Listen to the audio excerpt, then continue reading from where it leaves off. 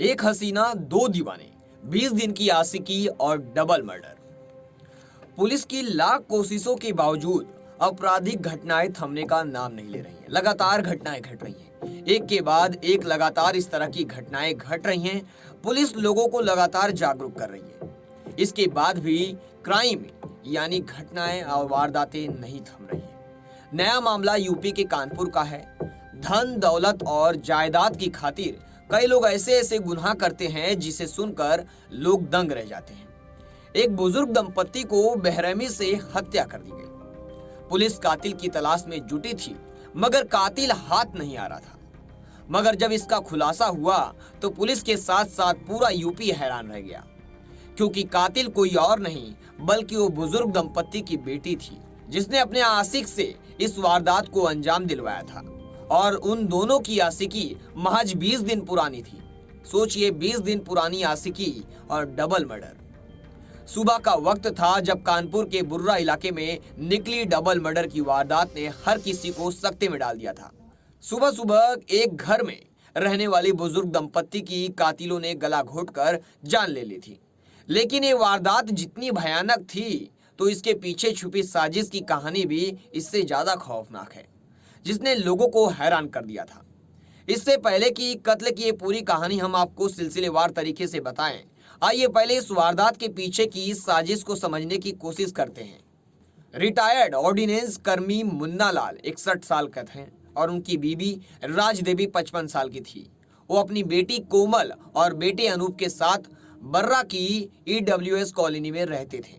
बेटी की शादी की तैयारी चल रही थी, जबकि बेटे का अपनी पत्नी से विवाद था और बहू शादी के फौरन बाद ही घर छोड़कर चली जा चुकी थी।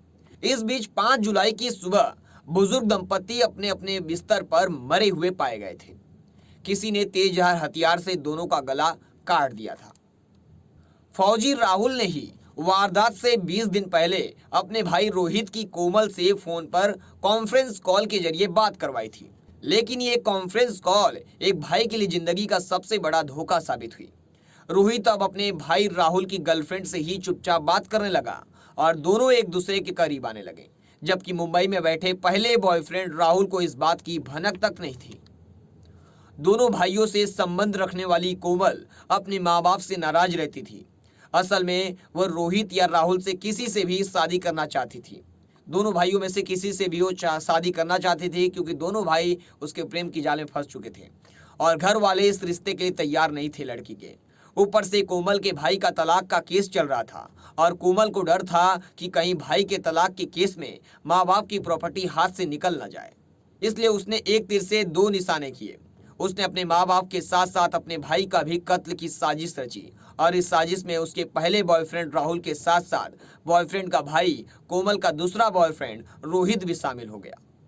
पुलिस ने इस सनसनीखेज वारदात की छानबीन के दौरान मौके वारदात के आसपास लगे तमाम CCTV कैमरों की फुटेज को खंगाला, जिसमें मोहल्ले के ही रहने वाले रोहित नाम के एक लड़की की तस्वीर नजर आई, जो देर रात संदिग्ध तरीके से मौके वारदात की तरफ जाता हुआ दिखाई दे रहा था।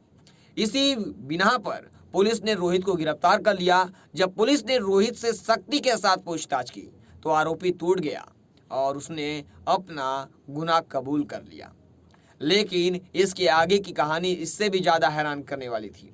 असल में रोहित मरने वाली दंपत्ति की बेटी कोमल का दूसरा बॉयफ्रेंड था। कोमल का पहला बॉयफ्रेंड तो रोहित का भाई राहुल था, जो एक फौजी है। उसकी तैनाती मुंबई में थी।